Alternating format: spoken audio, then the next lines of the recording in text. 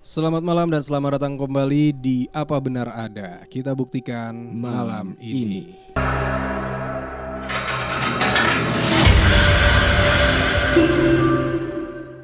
Di malam hari ini kembali lagi bersama gue Jody Hendrarto dan gue Fajar Niti Praja. Dan seperti biasa kita akan kembali bercerita, bukan bercerita sih, menceritakan pengalaman atau cerita dari teman-teman kita yang menonton video ini. Sekarang ini orangnya tidak mau disebutkan, jadi ini akan ditampilkan tapi akan di-blur ya. Ceritanya ini datang mengenai kejadian terjadi pada saat dia ini duduk di bangku SMA. Kebetulan katanya dia ini bersekolah di sekolah semi-semi militer yang mengharuskan dia tinggal di asrama. Asrama biasa itu. Sekolah tersebut masih dapat dibilang sekolah baru karena aku adalah angkatan ke-8 yang lulus dari sekolah tersebut. Sebelum sekolah ini dibangun, tanah ini merupakan sawah yang cukup luas. Nah, seiring berjalannya waktu, pemilik sawah tersebut membangun sekolah menggunakan tanah tersebut. Sekolahku memiliki fasilitas yang cukup lengkap, ada masjid, ada gereja, lapangan bola, dan masih banyak lagi. Dikarenakan sekolahku ini semacam sekolah abdi negara, jadi banyak patung-patung pahlawan di setiap sudut sekolah. Nah, kata di tahun pertama aku masih belum ikut ke dalam organisasi-organisasi yang ada. Setelah setahun, aku mulai mengikuti organisasi-organisasi yang ada. Salah satu tugasku adalah mengurusi masjid di sekolah ini, mulai dari azan sampai menjaga kebersihan dari masjid. Singkat cerita, waktu itu aku mau sholat tahajud, jadi aku bangun lebih awal. Aku keluar kamar untuk mengambil air wudhu. Kebetulan untuk ke kamar mandi dari barakku harus melewati patung Presiden Soekarno sedang menunjuk. Nunjuk gini berarti, nunjuk. Nah, saat pergi banget. Saat pergi ke toilet semua normal, tidak ada yang aneh sama sekali. Setelah aku selesai wudhu dan ingin kembali ke kamar, aku terkejut ketika melihat patung Soekarno tersebut berubah posisi, tangannya tidak lagi menunjuk melainkan berada di samping badannya layaknya orang sedang siap. Jadi awalnya begini, terus begini, tangannya turun. Horor banget sih, merinding gua. Katanya aku langsung lari ke masjid dan sesampai di masjid aku baca-baca langsung sholat tahajud. Wah, salut gue sama lo. Gue kalau jadi dia udah bodo amat. Gue tendang sih patungnya. Otomatis. Foto ini. Oh, itu foto? Foto kan? Foto atau patung sih? Oh, patung nih. Patung. Iya, patung. Bukannya begitu, maksudnya kan kita kan juga khawatir gitu kan, deg-degan, takut. Ya bukan takut yang gimana-gimana sih. Udah ntar gue salah ngomong. Aku juga, ini ada lanjutan ceritanya. Katanya aku juga pernah merasakan hal lain. Jadi pada suatu malam, aku dan teman-teman satu barakku sedang ingin tidur. Tempat tidur kami bertingkat. Aku tidur di kasur atas. Pada malam itu aku tidur berbarengan dengan teman-temanku. Namun saat pagi hari aku terbangun karena merasakan sesuatu yang aneh. Ternyata saat aku membuka mata aku sudah tidak tidur di kamarku melainkan di belakang sekolah di mana banyak pohon-pohon pisang di sana. Gila. Aku kaget karena jarak barakku dengan halaman belakang cukup jauh. Dan saat sampai di barak, teman-temanku bingung karena mereka mencariku kemana-mana tapi nggak ketemu. Sekian ceritaku, semoga channel Apa Benar Ada terus mau mendengarkan cerita-cerita horor dari siapapun. Makasih Kak Jody. Wah. Horor sih tadi, Jod. Tapi memang gue tuh pernah nonton juga tuh di beberapa channel YouTube atau semacamnya. Pokoknya tuh ada yang ini loh, museum, ada satu museum di, gue nggak tahu di mana lokasi, tapi di Indonesia yang jelas ada lukisan Soekarno-nya yang pernah ada orang itu yang ngeliat katanya dia tuh ngelirik, yang awalnya natap kemana, terus matanya tuh gerak gitu, bergerak ngelirik. Terus sama ada juga yang kemarin sempat gue nggak tahu sih ini sebenarnya videonya baru viral, apa guanya yang baru nonton, apa gimana karena ada saat namanya gue lupa mbah siapa gitu di YouTube ada, dia itu kayak ngomong kalau Soekarno tuh masih hidup. Nah itu Jod yang sempat viral di TikTok juga kan waktu itu. Iya sempat viral di TikTok juga. Ya mungkin ini sebenarnya viralnya udah dari beberapa tahun yang lalu. Cuman dan katanya dia tuh bakal keluar kalau saat Indonesia itu dalam keadaan genting banget. Iya. Percaya gak lu?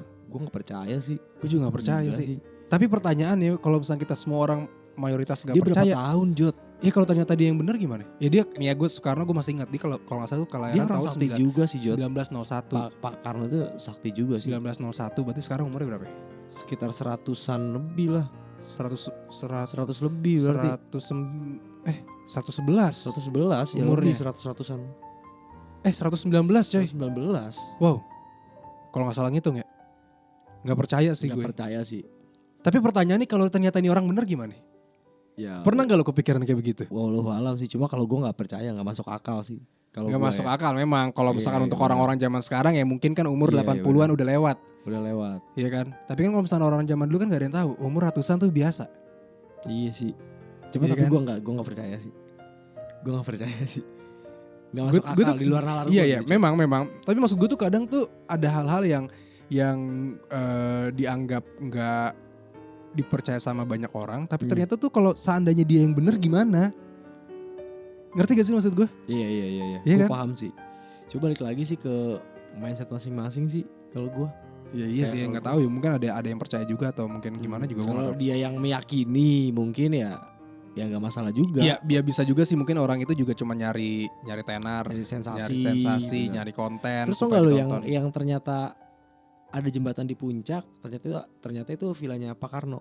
Gue juga Iya, baru gue tahu ada yang jembatan terus kayak nembusnya tuh kayak udah semak belukar apa segala macam. Riung gunung apa kalau Yang, nggak salah. yang katanya kalau misalkan tembus ke sana tuh itu Iya, villanya benar. Itu dia villanya kan, Pak Karno. katanya. Ya gue Iya, juga iya. tahu itu ceritanya. Terus tadi yang nanggepin cerita yang kedua dari si teman kita ini yang nggak mau disebutkan namanya, bisa aja dia tidur jalan anjir. Ya nggak sih? Itu bisa jadi juga, bisa jadi. Karena gue sempat ngeliat juga orang tidur jalan gitu, Jot. Gak, soalnya beneran nih, kalau misalnya soal tidur jalan teman gue ada, saudara gue malah pernah dia bangun tidur jalan ke depan manggil tukang sate minta tanda tangan. Ini beneran. Maksud gue mungkin aja hal-hal kayak gini tuh kejadian karena kan dia tidur Iya, dia nggak iya. ngerasa kan. Nggak ngerasa. Dia pindah sendiri ke tempat Ngigo. iya. Jadi dia nggak ngerasa sama sekali, tiba-tiba dia pindah tempat tidur. Bahaya sih sebenarnya. Bahaya. Iya, tapi ya udah.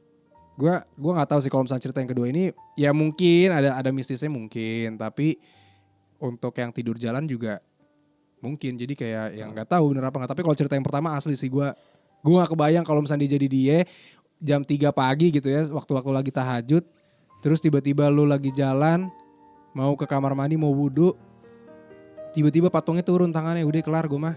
Kalau gue mah pribadi udah kagak jadi sholat, udah mending gue masuk balik ke kamar. Tidur aja teh. Iya. Gak gue mau ngelanjutin. Jot, tapi gue tuh 1 minggu lalu gue ke Gunung Ciremai. Ya enggak? Nah, ngedaki loh. Enggak ngedaki. Jadi gue mau manggung sebenarnya di Kuningan. Nah, nyampe sana ternyata perizinan dicabut sama pihak kepolisian. Karena keramaian. Iya, keramaian. Nah, akhirnya karena memang gue kan 2 hari 2 malam itu kan gue di Kuningan. Nah, gue tuh rencana memang setelah manggung itu malam minggu gue pengen ngecamp di Palutungan. Di Kuningan. Yeah. Itu kan memang jalur pendakian Gunung Ciremai kan. Yeah. Ya, nah, Palutungan Palutungan. Iya, Palutungan. Gue lewat situ waktu itu pernah. Waktu itu lewat Palutungan lo ya. Palutungan. Nah, setelah itu nyampe sana kan ya udah, karena memang posisi ya gue juga langsung inget kata-kata lo kayak dari awal kita datang juga mulut kita udah reseh. Udah kotor, udah ada Yeah. Tiba-tiba yuk kita ke Curug yuk. Itu sebelum gue ngedirin tenda. Yuk kita ke Curug dulu. Oke, kita ke Curug Putri apa kalau nggak salah deh. Nah, setelah dari situ udah tuh mandi. Cuma gue tetap ke situ kayak ya udah permisi lah ibaratnya. Pak, gue belum pernah ke daerah sini. Menurut gue kayak Gunung Ciremai kan salah satu gunung yang mistis juga kan. Iya, yang paling kuat gitu di Jawa Barat, gunung tertinggi kan. Ya udah kayak gitu.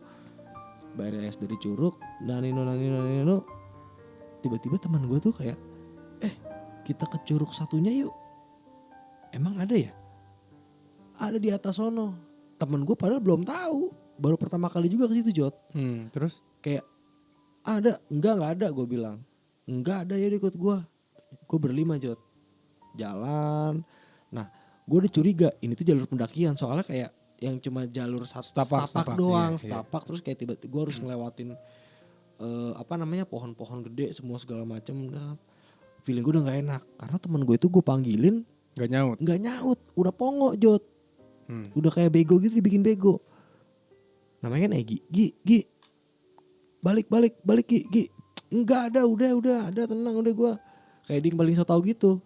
Nah, gue dicuriga kayak wah ini nggak beres. Di belakang gue kayak gue tepok-tepok, curiga nih gue bilang wah dibikin nyasar nih. Nah, taunya itu setelah kabut turun, gue ngelewatin pohon gede. Ternyata itu 2 orang teman gue ngeliat lutung gede banget Jod. Teman gue ngeliat sampai astagfirullahaladzim. Terus kata teman gue, monyet berarti melutung monyet kan? Gede banget Jod, gede. Terus kayak semuanya ngeliat tapi 2 orang Okay. paling belakang lihat. Akhirnya kita balik. Ternyata udah tuh kita balik. Pas udah kabut turun, set kita balik. Akhirnya gue turun ke bawah. Itu gue telat 5 menit aja. Gue bisa ngilang Jod, karena gue udah nggak kedengar apa-apaan lagi di situ. Udah nggak dengar suara-suara, udah kayak ya udah yang suara burung ya, gitu-gitu doang. Jadi kayak dan kabut turun juga. Kabut turun, udah pas gue nyampe blok itu tiba-tiba gelap, udah nggak kelihatan apa-apa. Itu kalau gue 5 menit telat aja hilang. Dan gue ngopi di situ, gue ngobrol sama warga. Wah mas kena nih digituin, mas disasarin nih. Kalau mas 5 menit nggak turun aja, Udah nggak balik. Udah pasti nggak balik. Kayak ada juga di YouTube yang di Gunung Ciremai dia ngedaki sendirian. Dia sama ngeliat lutung juga dari tendanya pas hujan. Pas dia keluar dari tenda itu tiba-tiba dia ngeliat ada lutung di pohon, tapi matanya merah. Ini gede Yang banget, harusnya Jod. dia mau nyampe ke puncak, setelah dia ngeliat kayak begitu dia di sendirian, kabut udah turun juga. Posisinya karena setelah hujan kan. Jadi pas hujan dia buka tenda, pas setelah hujan dia pengen berangkat udah kabutnya turun, terus ngeliat kayak begitu lagi, udah abisnya langsung cabut. Hilang ya. Langsung cabut, mendingan dia langsung turun. Dan pas nyampe di apa namanya, pas nyampe di bawah, warga juga ngomong, mas, tau gak mas hari ini satu-satunya mas yang naik doang sendirian. Padahal dia ngeliat beberapa orang lewat seliweran. Ya pokoknya gitulah ya. Sekali lagi buat kalian yang pengen bercerita juga pengalaman-pengalaman mistis atau pengalaman-pengalaman horor yang pernah dialami diri lo sendiri atau mungkin sama teman-teman sekitar lo, boleh ceritain langsung ke DM Instagram gue di @jodihendrarto atau gue di @fajrinitipraja. Kalau begitu kita ketemu lagi di episode selanjutnya. Apa benar ada? Kita buktikan malam nanti.